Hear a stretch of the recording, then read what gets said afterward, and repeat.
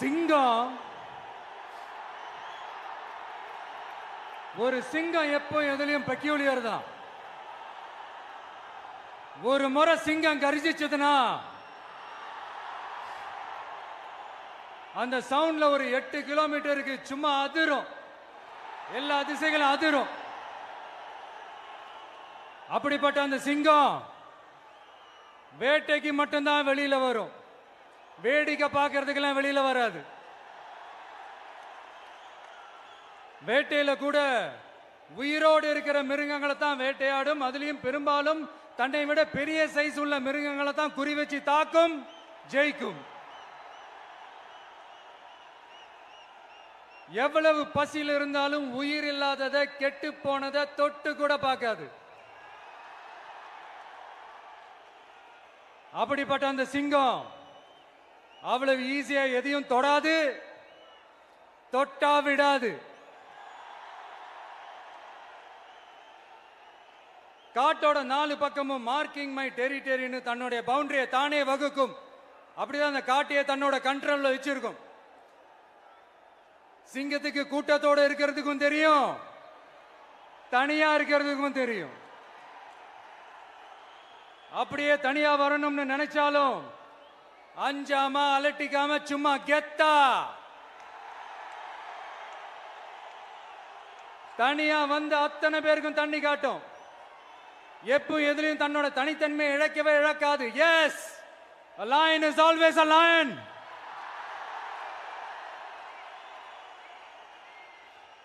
There are so many jackals and other animals in the forest, but there will be only one lion.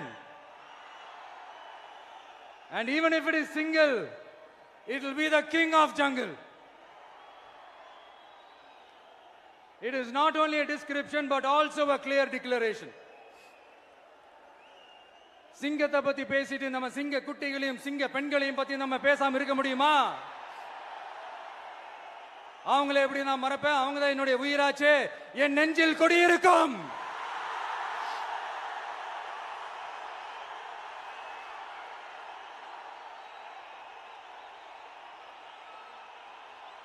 என்னுடைய தோழர்களுக்கும் தோழிகளுக்கும்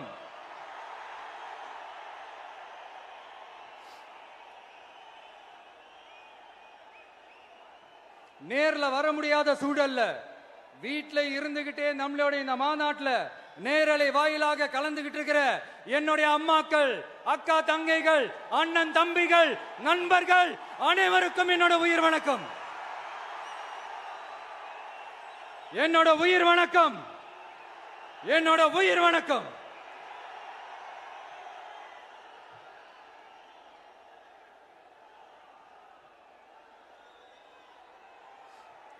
வீரம் விளையும் மாமதுரை மண்ணை வணங்குகிறேன். இந்த மதுரைனாலே உடனே ஞாபகத்துக்கு வரது சீறி பாஞ்சி துள்ளி குதிக்கிற யாருக்கும் அடங்காத காளைகள் விளையாடுற அலங்காநல்லூர் ஜல்லிக்கட்டு தான். நம்ம வைகை ஆறுதான் அழகர் ஆத்துல இறங்குற வைபவம்.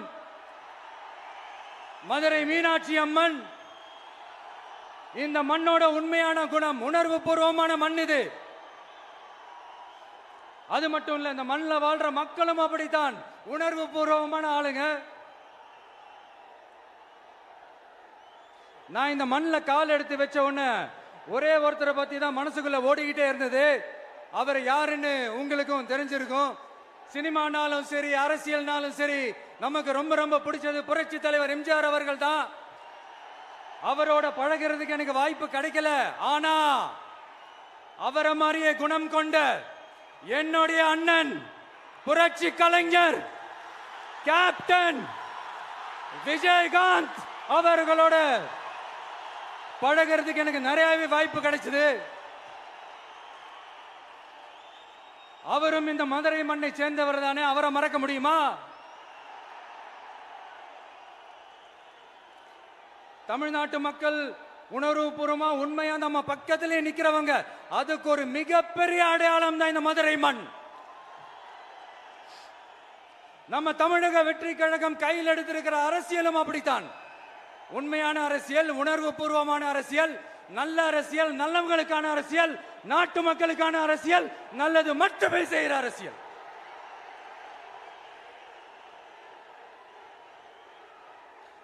இதோ நம்மளுடைய இந்த இரண்டாவது மாநில மாநாடு வாகை சூடும் வரலாறு திரும்புகிறது. அப்படி இந்த மாநாட்டுக்கு பேர் வச்சிருக்கிறோம்.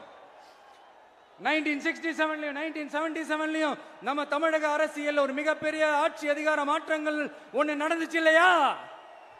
அதே மாதிரிதான் அடுத்த வருஷம் 2026ல அப்படி ஒரு வரலாறு திரும்ப போகுதுன்னு உறுதியா சொல்றதுக்கான மாநாடு தான் நம்மளோட இந்த இரண்டாவது மாநில மாநாடு. விக்கிரவாண்டி வீசாலையில் நம்மளுடைய ஃபர்ஸ்ட் மாநாடு நடத்தணும், வெற்றி கொள்கை திருவிழா. அதுக்கப்புறமே நீங்க பார்த்திருப்பீங்க, தமிழக அரசியல் அந்த தட்ப வெப்பத்தையே மாத்தினுச்சு.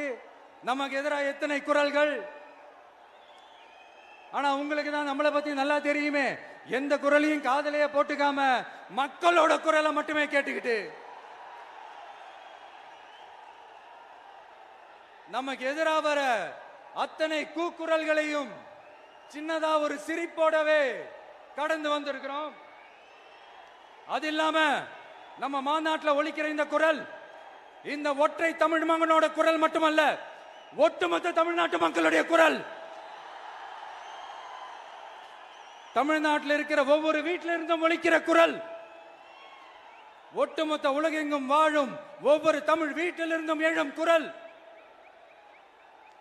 இந்த சினிமா என்கிற மாபெரும் கலை ஆயுதத்தின் வாயிலாக சாதி, மதம், இனம், பாலினம், மொழி கடந்து இந்த நாட்டின் மூளை முடுக்கெங்கும் ரசிகர்களாக இருந்து தோழர்களாக நம்மோடு பயணிக்க துவங்கியுள்ள அனைவரோடும் இணைந்து ஒவ்வொரு மனிதருக்காகவும் ஒலிக்கிற உரிமை குரல்.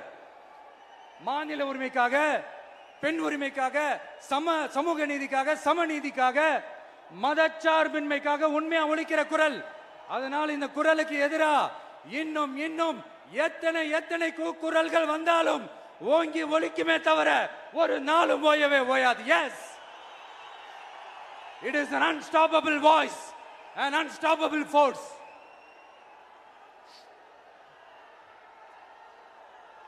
நம்ம அரசியலுக்கு வர்றதுக்கு முன்னாடி அட இவரெல்லாம் வர மாட்டாரியா, அவரே வரல, இவரே வரல, இவருங்க வர போறாரு அப்படின்ட்டு நிறைய பேர் ஜோஷியம் சொன்னாங்க.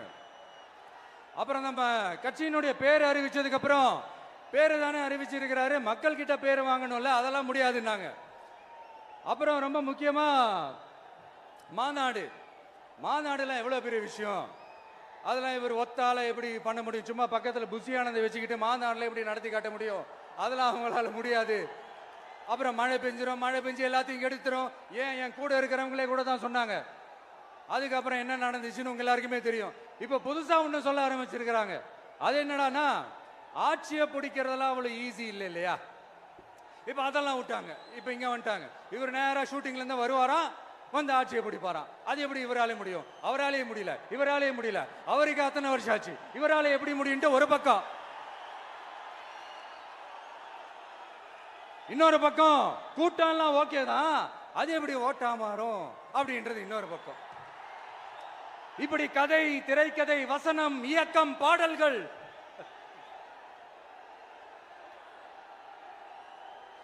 அதனால இந்த அரசியல் ஆய்வாளர்களுக்கு நான் சொல்றதெல்லாம் ஒன்னேதான், நல்லா கேட்டுக்கங்க.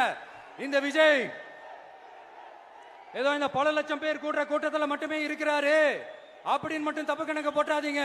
ஏன்னா நம்மளுடைய இந்த கூட்டம் வெறும் ஓட்டா மட்டும் இல்லைங்க, வரப்போற தேர்தலில் மக்கள் விரோத ஆட்சியாளர்களுக்கு நாம வைக்க போற வேட்டா, நம்மளை கோட்டைக்கு அனுப்ப போற ரூட்டா இருக்க போதுன்னு சீக்கிரமாவே தெரிஞ்சுப்பீங்க. ஏன்னா கோடிக்கணக்கானவங்களோட ஹார்ட்லயும் வீட்லயும் ஏற்கனவே ஆல்ரெடி உயிரா, உணர்வா, உறவா இருக்கிறோம். நம்மளுடைய கனெக்ட் எல்லாம் வெறும் மக்களோட மட்டும்தான். நாம யாருன்னு அவங்களுக்கு தெரியும், அவங்க யாருன்னு நமக்கு தெரியும். நாமளும் நம்ம மக்களும் எப்படி இருக்கிறோம்னு எதிரிங்களுக்கு நல்லாவே தெரியும். இருந்தாலும் இந்த விஜய் எதுக்குப்பா வந்திருக்கிறாரு, இவர் என்ன புதுசா என்ன திட்டம்லாம் சொல்லிட்டாரு அப்படின்னு வேற நிறைய கேள்விகள். இந்த சொல்றேன் தெரிஞ்சுக்கங்க. பெண் குழந்தைகள், பெண்கள் மற்றும் வயசானவங்களோட பாதுகாப்புல தான் நம்ம பிரையாரிட்டியே. அடுத்து இளைஞர்கள், உழவர்கள், உழைப்பாளர்கள், நெசவாளர்கள், மீனவர்கள், ஆதரவற்ற முதியோர்கள், மாற்றுத்திறனாளிகள், மூன்றாம் பால் இனத்தவர்கள்னு இன்னும் இங்க யாருக்கெல்லாம் கவர்மெண்டோட ஒரு ஸ்பெஷல் அட்டென்ஷன் தேவையோ அவங்க எல்லாருக்குமான ஒரு கவர்மெண்ட் அமைக்கிறது தான் நம்ம இலக்கே. நான் ஏற்கனவே சொன்னது தான் இங்க நான் திரும்பவும் சொல்றேன். நம்மளுடைய இந்த தமிழக வெற்றி கழகம் ஏதோ அரசியல் ஆதாயத்துக்காக தொடங்கப்பட்ட கட்சியெல்லாம் கிடையாதுங்க. கொள்கை கோட்பாடுகளோடு தந்தை பெரியார், பெருந்தலைவர் காமராஜர், அண்ணல் அம்பேத்கர், வீரமங்க வேலு நாச்சியார், மக்கள் சேவகர் அஞ்சலை அம்மாள், நம்மளுடைய 5 கொள்கை தலைவர்களோட வழிகாட்டுதல்களோடு தொடங்கப்பட்ட கட்சி. நம்ம ஸ்டாண்ட்ல நாம எப்பவுமே ஸ்ட்ராங்கா தாங்க இருக்கிறோம். அதுல எந்த மாற்றத்துக்கோ எந்த சமரசத்துக்கோ துளி கூட இடமில்லை. நம்மளுடைய ஒரே கொள்கை எதிரி பாஜக தான். நம்மளுடைய ஒரே அரசியல் எதிரி திமுக தான். எப்படி? நம்மளுடைய ஒரே கொள்கை எதிரி, நம்மளுடைய ஒரே அரசியல் எதிரி ஏதோ அண்டர் கிரவுண்ட் ஆதாயத்துக்காக டீல் போட்டுக்கிட்டு டீல் பேசிக்கிட்டு இந்த அலையன்ஸ் வச்சுக்கிட்டு இந்த ஊரை ஏமாத்துற கட்சி எல்லாம் நம்ம டிவிக்கே கிடையாதுங்க. யாருக்காகவும் எதுக்காகவும் எந்த பயமும் கிடையாது. மாபெரும் பெண்கள் சக்தி நம்மளோட இருக்கிறாங்க. மாபெரும் இளைஞர்கள் சக்தி நம்மளோட இருக்கிறாங்க. ஒட்டுமொத்த தமிழ்நாட்டு மக்களுடைய சக்தி நம்மளோட நிக்கிறாங்க. அப்படி இருக்கும்போது இந்தியாவில் இருக்கிற எல்லா ஸ்டேட்லயும் வாழ்ற நம்ம தமிழ் நெஞ்சங்கள் மட்டும் இல்ல, உலகம் பூரா 100க்கும் மேலான நாடுகள்ல வாழ்ற நம்ம தாய் தமிழ் உறவுகள் எல்லாருமே என்ன விஜய் தளபதி விஜய் இல்லனா விஜய் தளபதி இப்படி சொந்தம் கொண்டாடுற கோடிக்கணக்கானவங்களோட அன்பு மாசியும் நம்மளோட இருக்கும்போது, இவங்க எல்லாருமே நம்மளோட நிற்கும் போது எதுக்குங்க இந்த பாசிச பாஜகவோட நேரடி கூட்டணியோ இல்ல மறைமுக கூட்டணியோ உறவு வச்சுக்க? நாம என்ன உலகமாக ஊழல் கட்சி? என்ன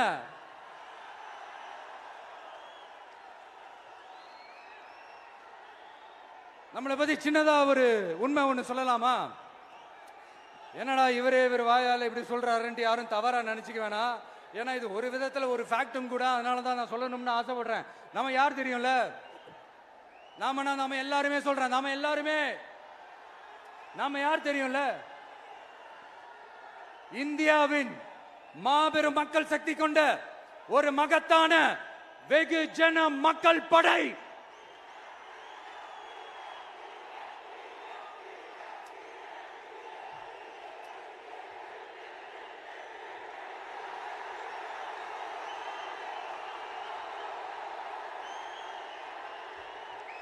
அதனால நம்ம தலைமையில நாம் அமைக்க போற இந்த உண்மையான மக்களாட்சிக்கான அச்சாரமாக மாபெரும் மக்கள் சக்தியை அணி அணியாக நம்மளோட திரண்டு நிக்கிறப்போ இந்த அடிமை கூட்டணியில சேர வேண்டிய அவசியம் நமக்கு இருக்குங்க.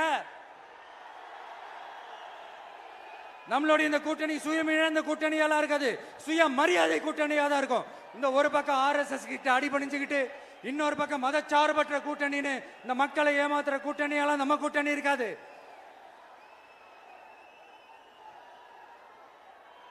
நான் இப்பவும் சொல்றேன், நம்மளை நம்பி வர்றவங்களுக்கு ஆட்சியிலும் அதிகாரத்திலும் உறுதியாக பங்களிப்பு செய்யப்படும். உடனே இந்த கேள்விகள்லாம் வரும். அப்ப யாரு கூட்டணி, யாரு வரா, யாரு போறா, இந்த கேள்விகள்லாம் வரும்.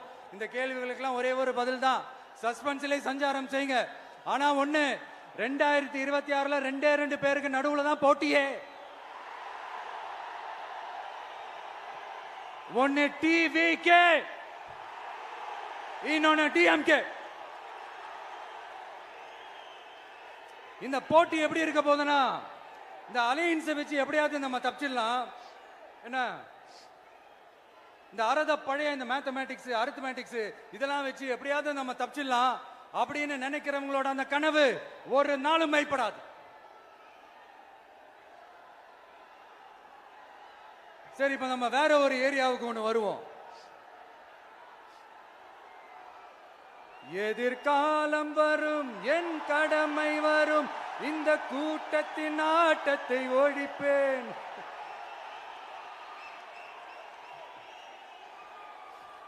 மக்கள் அரசியல் என்ற அந்த சவுக்க கையில் எடுக்கலாமா? யாருக்கு எதிரான தானே கேட்கிறீங்க? வேற யாரு? மறைமுக உறவுக்காரர்களான பாசிச பாஜகவும் பாய்சன் திமுகவும் தான். மாண்புமிகு பிரதமர் நரேந்திர மோடிஜி அவர்களே, 3வது முறையா ஒன்றியத்தோட ஆட்சி அதிகாரத்தை நீங்க தானே கையில் வச்சிருக்கிறீங்க. இல்ல நாங்க தெரியாம தான் கேட்கிறோம். நீங்க ஆட்சிக்கு வந்தது ஒட்டுமொத்த மக்களுக்கும் நல்லது செய்யவா, இல்ல நம்மளுடைய இந்த இஸ்லாமிய நண்பர்களுக்கும் இஸ்லாமிய தோழர்களுக்கும் எதிராக சதி செய்யவா? மக்களுக்கு உங்ககிட்ட கேட்கறதுக்குன்னு ஏராளமான கேள்விகள் இருக்குது. அதனால அவங்க சார்பா அவங்கள ஒருத்தனா அவங்களோட ஒரு உண்மையான ஒரு பிரதிநிதியா உங்ககிட்ட சில கேள்விகள் கேட்கணும். மிஸ்டர் பிரைம் மினிஸ்டர் அவர்களே, நம்ம தமிழ்நாட்டு மீனவர்கள் கிட்டத்தட்ட ஒரு 800 பேருக்கு மேல இலங்கை கடற்படையால தாக்கி அழிக்கப்பட்டிருக்கிறாங்க.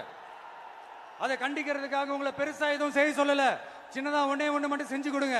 இனிமேலாச்சும் எங்களுடைய மீனவர்கள் பாதுகாப்பா இருக்கிறதுக்காக இந்த கச்சத்தீவை இலங்கை கிட்ட இருந்து மீட்டு கொடுத்துருங்க, அது போதும்.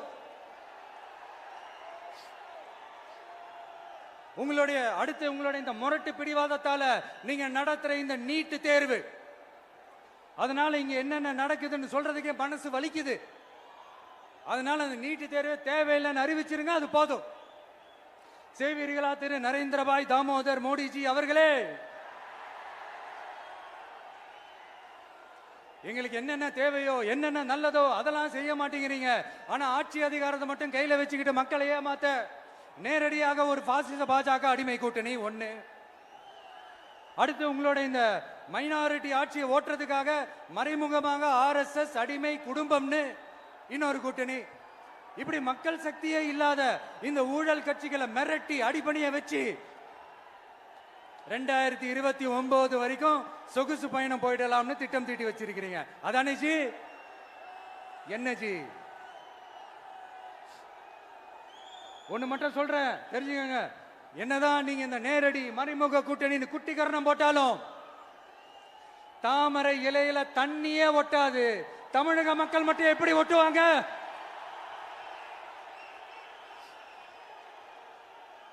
இங்க ஒரு MP சீட்டு கூட தரலன்றதுக்காக தமிழ்நாட்டுக்கும் தமிழ்நாட்டு மக்களுக்கும் எதுவுமே செய்யாம ஓரவஞ்சனை செய்யுது இந்த ஒன்றிய பாஜக அரசு. சங்கம் வச்சு தமிழ் வளர்த்த மண் இந்த மதுரை மண். அதனால இங்க அந்த கீழடியில கிடைச்ச ஆதாரங்களை எல்லாம் மறைச்சிட்டு எங்க நாகரிகத்தையும் எங்க வரலாறையும் அழிக்கிறதுக்காக உள்ளடி வேலை செய்யலாம்னு நினைக்கிறீங்க. தமிழ்நாட்டை தொட்ட என்ன நடக்கும் நீங்க பல உதாரணங்கள் இருக்குது. அதனால இதையெல்லாம் மறைச்சிட்டு எங்க மக்களை ஏமாத்திடலாம்னு மட்டும் நினைக்காதீங்க. மத நல்லிணக்கத்திற்கு பெயர் பெற்ற இந்த மதுரை மண்ணிலிருந்து சொல்றேன், உங்க எண்ணம் எல்லாம் ஒரு நாளும் ஈடேறாது.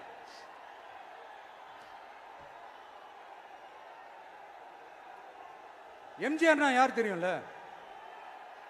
அவர் மாஸ்னா என்னன்னு தெரியும்ல? அவர் உயிரோடு இருக்கிற வரைக்கும் அந்த சிஎம் சீட்டை பத்தி ஒருத்தராலையும் நினைச்சு கூட பார்க்க முடியல, கனவு கூட காண முடியல. எப்படியாவது அந்த சிஎம் சீட்டை என்கிட்ட கொடுத்துருங்க, என் நண்பர் எம்ஜிஆர் திரும்ப வந்ததுக்கு அப்புறம் நான் திருப்பி கொடுத்துறேன்னு தன்னோட எதிரியை கூட மக்கள் கிட்ட கெஞ்ச வச்சவர் எம்ஜிஆர். எப்படி கெஞ்ச வச்சவர்? அதனால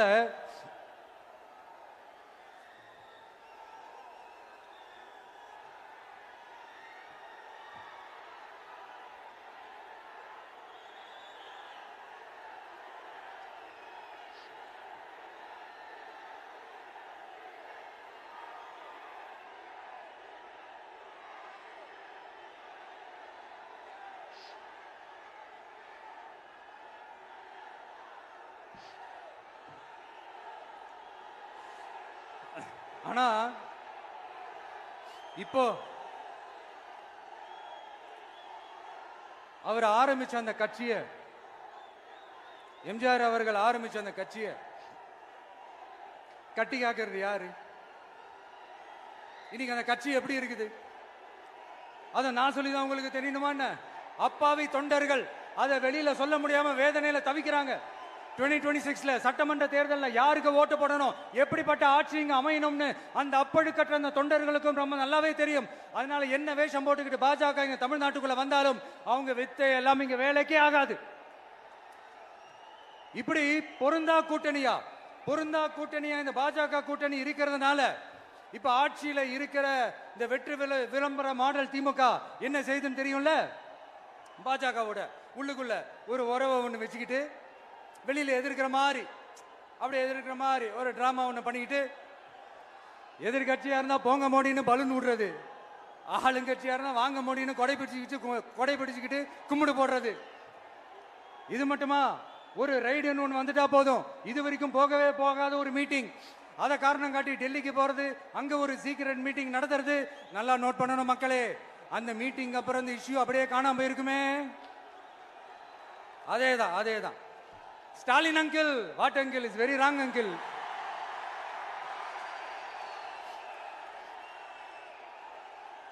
இப்படி தமிழ்நாட்டில் இப்ப நடக்கிற இந்த ஆட்சியினுடைய லட்சணத்தை பார்த்துக்கிட்டு நாம எப்படி சும்மா இருக்க முடியும்? ஒரு தவறு செய்தால், அதை தெரிந்து செய்தால், அவர் கபட நாடக மு.க. ஸ்டாலின் அங்கிளாகவே இருந்தாலும், அங்கிள் உங்களுக்கு மனசாட்சின்னு ஒன்று இருந்துச்சுன்னா நாங்க கேட்கிற கேள்விகளுக்கு மட்டும் கொஞ்சம் பதில் சொல்லுங்க அங்கிள். நீங்க நடத்துற இந்த ஆட்சியில நேர்மை இருக்கா? நியாயம் இருக்கா? ஊழல் இல்லாம இருக்கா? சட்டம் ஒழுங்கு சரியா இருக்கா? பெண்களுக்கு பாதுகாப்பு இருக்கா? பொதுமக்களுக்கு பாதுகாப்பு இருக்கா? இயற்கை வளங்களுக்கு பாதுகாப்பு இருக்கா? சொல்லுங்க மை டியர் அங்கிள், சொல்லுங்க. டாஸ்மாக்ல மட்டுமே இது வரைக்கும் 1000 கோடிக்கு மேல ஊழல்னு சொல்றாங்க. அதுல மட்டுமா தப்பு நடக்குது? வேற எதுல தான் நடக்கல? உலகத்திலே மிஸ்டர் கிளீன் ரெக்கார்ட்ஸ் எல்லாம் உங்களுக்கும் உங்க கூட இருக்கிறவங்களுக்கும் மட்டும்தான் அங்கிள் கொடுக்கணும். இதை பார்த்து வாயே இல்லாத ஊரு கூட வயிறு வலிக்கு சிரிக்குது. பெண்களுக்கு 1000 ரூபாய் கொடுத்துட்டீங்கன்னா போதுமா அங்கிள்? அப்படியே அது மூடி மறைச்சிடலான்னு பாக்குறீங்களா? படிக்கிற இடத்துல, வேலைக்கு போற இடத்துல, வெளியில போற இடத்துலன்னு அவங்களுக்கு பாதுகாப்பே இல்லைன்னு ஒட்டுமொத்த பெண்களும் கதறாங்க. அந்த கதறல் சத்தம் ஏதாவது உங்க காதுல கேக்குதா அங்கிள்? இதுல வேற உங்க அப்பான்னு கூப்பிடுறாங்கன்னு வேற சொல்றீங்க. What is this uncle? Is very very wrong uncle, is very very wrong. பெண்களுக்கு மட்டுமா பொய் வாக்குறுதி கொடுத்து ஏமாத்துறீங்க? அரசு ஊழியர்கள், ஆசிரியர்களை ஏமாத்துறீங்க, விவசாயிகளை ஏமாத்துறீங்க, பரந்தூர்ல பாதிப்பே வராதுன்னு சொல்லி ஏமாத்துறீங்க, மீனவர்களை ஏமாத்துறீங்க, போதைப் பொருள் கலாச்சாரத்தை ஒழிக்காம ஏமாத்துறீங்க. ஐயோ, very very first uncle, very very first.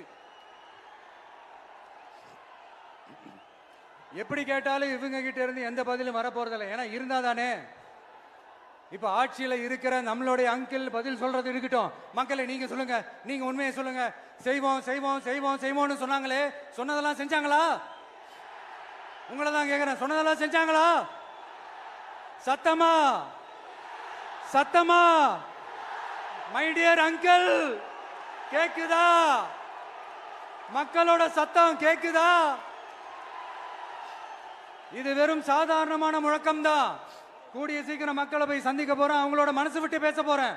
அதுக்கப்புறம் இந்த சாதாரணமான முழக்கம் இடி முழக்கமா மாறும். அத்தோட நிக்காது. அந்த இடி முழக்கம் தமிழ்நாட்டோட போர் முழக்கமா மாறும். அந்த போர் முழக்கம் உங்களை ஒரு நிமிஷம் கூட தூங்க விடாது. நடக்குதா இல்லையான்னு பாருங்க. என்னடா இவன் இவ்வளவு ஸ்ட்ராங்கா சொல்றானேன்னு பாக்குறீங்களா? எல்லாரும் கட்சி ஆரம்பிச்சதுக்கு அப்புறம் தான் ஒவ்வொரு வீட்டுக்குள்ளேயும் போறதுக்கு ட்ரை பண்ணுவாங்க. ஆனா நாங்க அப்படி இல்லை. ஒவ்வொரு வீட்டுக்குள்ளேயும் போனதுக்கு அப்புறம் தான் கட்சியாவே ஆரம்பிச்சிருக்கிறோம்.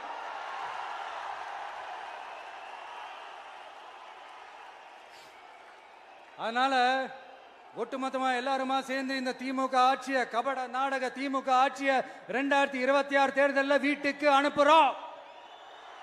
வீட்டுக்கு அனுப்புறோம். என்ன நண்பா, சரிதானே? என்ன நம்பி செய்வீர்கள் தானே? இப்போ உங்களுக்கு சின்னதா ஒரு சர்ப்ரைஸ். நம்ம கட்சியினுடைய வேட்பாளர் பட்டியலை இப்ப நான் அறிவிக்க போறேன். மதுரை கிழக்கு வேட்பாளர் விஜய். இன்னும் முடிக்கல. ஒரு நிமிஷம், இன்னும் முடிக்கல. மதுரை மேற்கு வேட்பாளர் விஜய். மதுரை மத்தி வேட்பாளர் விஜய். மதுரை தெற்கு வேட்பாளர் விஜய். மதுரை வடக்கு வேட்பாளர் விஜய். மேலூர் விஜய். சோழவந்தான் விஜய். திருப்பரங்குன்றம் விஜய். திருமங்கலம் விஜய். உசிலம்பட்டி விஜய்.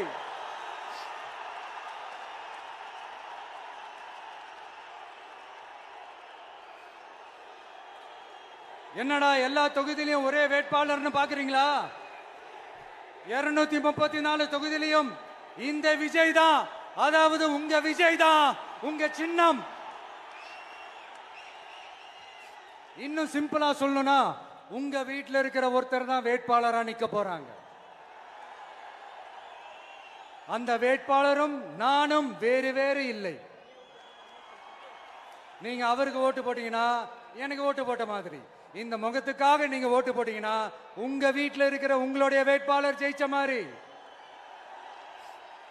என்னடா இவர் ஏதோ ஓவரா சொல்றாருன்னு நினைக்க வேணாம். பிராக்டிக்கலா அப்படிதான் இருக்கும், அப்படிதான் இருக்கணும். நீங்களும் அப்படிதான் நினைப்பீங்கன்னு நான் நம்புறேன். ஏன்னா இது நம்மளை விட நம்ம எதிரிங்களுக்கு இன்னும் நல்லாவே தெரியும்.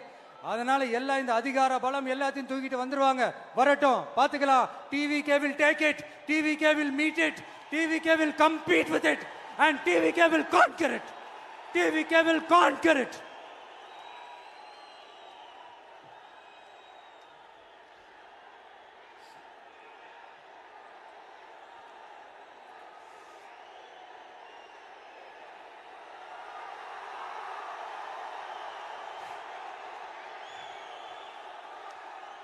இந்த நேரத்தில் நம்ம மனசுல இருக்கிறத மக்கள் கிட்ட சொல்லி ஆகணும். தூத்துக்குடி ஸ்னோலினோட அம்மா என்ன அவங்களோட தம்பி, இன்னும் அவங்க பொண்ணுக்கு நான் தாய் மாமன்னு சொன்னாங்க. அந்த அக்காவோட குழந்தைங்க மட்டும் இல்லைங்க, என்ன அண்ணனா தம்பியா நினைக்கிற தமிழ்நாட்டில் இருக்கிற என்னோட எல்லா சகோதரிகளின் குழந்தைகளுக்கும் நான் இன்னைக்கு மட்டும் இல்ல, என்னைக்குமே ஒரு தாய் மாமனா தான் இருப்பேன். நீங்க எல்லாரும் என்னுடைய ரத்த உறவு, கூட பிறந்த பொறுப்பு. என் வீட்டு ரேஷன் கார்டுல வேணா உங்க பேர் இல்லாம இருக்கலாம், உங்க வீட்டு ரேஷன் கார்டுல வேணா என் பேர் இல்லாம இருக்கலாம். ஆனா நாம் எல்லாரும் ஒண்ணுதான், உறவுதான். நமக்கு இடையே எந்த அரசியலும் உள்ள நுழையவே முடியாது. என்கிட்ட இருந்து உங்களையும் உங்ககிட்ட இருந்து என்னையும் எந்த சக்தியாலும் பிரிக்கவே முடியாது. அப்புறம் நான் ஒன்னும் இந்த மார்க்கெட் போனதுக்கு அப்புறம், ரிட்டையர் ஆனதுக்கு அப்புறம் அடைக்கலம் தேடி அரசியலுக்கு வரல, படைக்கலனோட வந்திருக்கிறோம். பவர்ஃபுல் போர்ஸோட, மாபெரும் படை வரிசையோட, எல்லாத்துக்கும் தயாராகி தான் வந்திருக்கிறோம். இவ்வளவு தயாரா நாம அரசியலுக்கு வர்றதுக்கு ரொம்ப ரொம்ப முக்கிய காரணம் ஒண்ணு இருக்கு. அது என்ன தெரியுமா? நன்றி கடன், நன்றி கடன், நன்றி கடன். கிட்டத்தட்ட ஒரு 30 வருஷமா, 30 வருஷத்துக்கு மேல நீங்க தான், நம்ம மக்கள் தான் என் கூட நிக்கிறீங்க, எனக்காக நிக்கிறீங்க, என்னை தாங்கி பிடிக்கிறீங்க, மனசுல ஏந்தி பிடிக்கிறீங்க, தாய் அன்போட மடியில ஏந்திக்கிறீங்க. உண்மையை சொல்லணும்னா வேற யாரை விடவும் எனக்கு இந்த அன்பையும் ஆதரவையும் கொடுத்திருக்கிறீங்க. என் மேல உயிரையே வச்சிருக்கிறீங்க. என்ன உங்க வீட்டுல ஒருத்தனாவே ஆக்கிட்டீங்க. நீங்க எனக்கு கடவுள் கொடுத்த வரம்.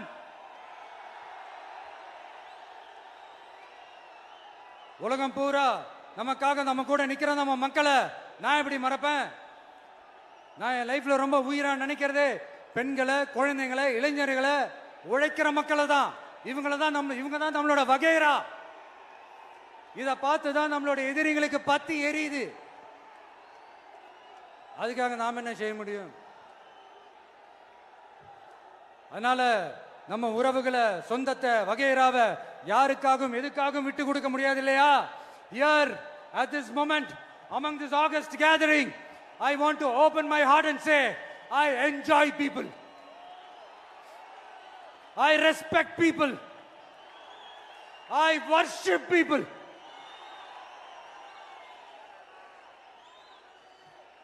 சரிப்பா, இவ்வளவு செஞ்ச நம்ம மக்களுக்கு நன்றி கடனா உன்னால முழுமையா செலுத்த முடியுமான்னு கேட்டா சத்தியமா சொல்றேன், என்னால முடியாதுதான். இன்னும் எத்தனை ஜென்மம் எடுத்தாலும் அந்த நன்றி கடனை என்னால தீர்க்கவே முடியாது. அப்புறம் என்ன மானாவுக்கடா நீ வந்திருக்க தானே கேக்குறீங்க? மைண்ட் வாய்ஸ் கேட்ட மாதிரி இருந்தது.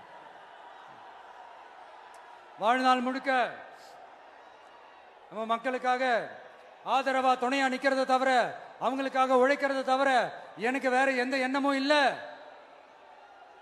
எனக்கு இப்ப வேற வேலையும் இல்லை. இனிமே எனக்கு இதுதான் என் வேலையே, என் கடன் இனி என் மக்களுக்கு பணி செய்து கிடப்பதே. இப்படியா ஹார்ட் டு ஹார்ட் யதார்த்தமா பேசிய பழகிட்டோம். இதுக்கு மேலேயும் எனக்கும் மக்களுக்கும் இடையே இருக்கிற அந்த உறவை பத்தி நான் பேச ஆரம்பிச்சேன்னா ஒரு மாதிரி எமோஷனல் ஆயிடுவேன். அப்புறம் அதை கண்ட்ரோல் பண்றது ரொம்ப கஷ்டம். அதனால என்ன மனசார நேசிக்கிற நம்ம மக்களுக்கு ஒன்னே ஒன்று சொல்றேன். இந்த விஜய் உங்க விஜய், உங்களுக்கான விஜய், உங்களுக்காக மட்டுமே இருக்கிற விஜய். உங்க கூட நிக்க, உங்களுக்காக நிக்க, உண்மையா நிக்க, உணர்வோட நிக்க, உறுதியா நிக்க, உங்க கூட பேச, உங்களுக்காக பேச, உண்மையா பேச, உணர்வோட பேச, உறுதியா பேச, உங்களுக்காக சேவை செய்ய உங்க விஜய் நான் வர.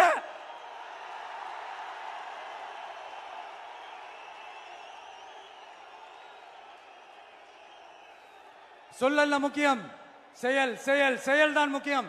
செய்கை தான் சும்மா சிறப்பா இருக்கணும். நான் ஆட்சிக்கு வந்தேன்னா சும்மா அது செய்வேன், இது செய்வேன், நல்லது செய்வேன், உருட்டுவேன், புரட்டுவேன், அதெல்லாம் கிடையாது. செய்யறதுக்கு நல்லது செய்யறதுக்கு நல்லது செய்யறதுக்கு மட்டும்தான் இந்த விஜய். அப்புறம் ஒரு அரசியல் தலைவன் அவன் சினிமாக்காரனா, நல்லவனா, கெட்டவனா, இதெல்லாம் தாண்டி அவன் உண்மையானவனா, அதுதான் ரொம்ப ரொம்ப முக்கியம். இது சம்பந்தமா ஒரு குட்டி கதை ஒன்று சொல்றேன். ஒரு நாட்டில் ஒரு ராஜா தனக்கு பக்கபலமா இருக்கிறதுக்காக, கூட துணையா இருக்கிறதுக்காக ஒரு தளபதியை தேடுறாரு. சரியான தகுதிகளோட ஒரு 10 பேர் செலக்ட் ஆகுறாங்க. ஆனா அதுல ஒருத்தர் மட்டும் தான் செலக்ட் பண்ணணும். அதனால அந்த ராஜா என்ன பண்றாருன்னா ஒரு டெஸ்ட் வைக்கிறாரு. அந்த 10 பேர் கையிலையும் விதை நெல்லை கொடுத்து இதை நல்லா வளர்த்து கொண்டு வாங்க, ஒரு 3 மாசம் கழிச்சு வாங்கன்னு சொல்லி அனுப்பி வச்சிடுறாரு. 3 மாசம் கழிச்சு வரும்போது அதுல ஒருத்தர் ஆளு உயரத்துக்கு வளர்த்திருந்தாரு, ஒருத்தர் தோல் உயரத்துக்கு வளர்த்திருந்தாரு. அதுல ஒரு 9 பேரும் நல்லா வளர்த்து கொண்டு வந்திருந்தாங்க. ஒருத்தர் மட்டும் வெறும் தொட்டியோடவே வந்தாரு. என்னன்னு கேட்டதுக்கு, நானும் தண்ணி ஊத்தி ஊத்தி பாக்குறேன், உரம் வச்சு வச்சு பாக்குறேன், வளரவே மாட்டேங்குது ராஜா, என்ன பண்றதுன்னு தெரியலன்னு சொன்னதுக்கு ராஜா அவரை கட்டி அணைச்சிக்கிட்டு, இனிமே நீதான் என்னுடைய தளபதி, எல்லா அதிகாரமும் உனக்கு தான் சொன்னாரு. ஏன்னா அந்த 10 பேர் கையிலையும் ராஜா கொடுத்தது அவித்த விதை நெல், அது முளைக்கவே முளைக்காது. அந்த 9 திருட்டு பயலும் என்ன பண்ணிருக்காங்கன்னா வேற விதை நெல்ல வாங்கி அதை வளர்த்துட்டு ராஜாவையும் மக்களையும் ஏமாத்திருக்கிறாங்க. ஆனா இவர் மட்டும் உண்மையை போட்டு உடைச்சிட்டார். அதனால ஒரு நாட்டுக்கு திறமை எந்த அளவுக்கு முக்கியமோ அந்த அளவுக்கு உண்மையும் நேர்மையும் முக்கியம். இப்போ நீங்க எல்லாரும் தான் அந்த ராஜா. நீங்க தேர்ந்தெடுக்க போற அந்த தளபதி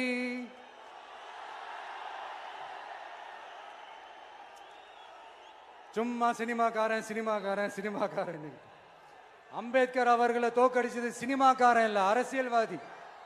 காமராஜர் அவர்களை தோக்கடிச்சது, இங்க விருதுநகர் பகுதியில் தோக்கடிச்சது சினிமாக்காரன் இல்ல, இன்னொரு அரசியல்வாதி. இன்னைக்கும் நம்ம கூட வாழ்ந்துட்டு இருக்கிற நல்ல கண்ணு ஐயாவை தோக்கடிச்சது சினிமாக்காரன் இல்ல, அரசியல்வாதி. இப்படிப்பட்ட நல்ல நல்ல தலைவர்களை எதிர்த்து நின்று தோக்கடிக்கணும்னு அந்த எண்ணத்தை உருவாக்குனது சினிமாக்காரன் இல்ல, அரசியல்வாதி. அதனால எல்லா அரசியல்வாதியும் அறிவாளியும் கிடையாது, எல்லா சினிமாக்காரனும் முட்டாளும் கிடையாது. கான்பிடண்டா இருங்க, நல்லதே நடக்கும், வெற்றி நிச்சயம். மீண்டும் சந்திக்கும் வரை நன்றி, வணக்கம்.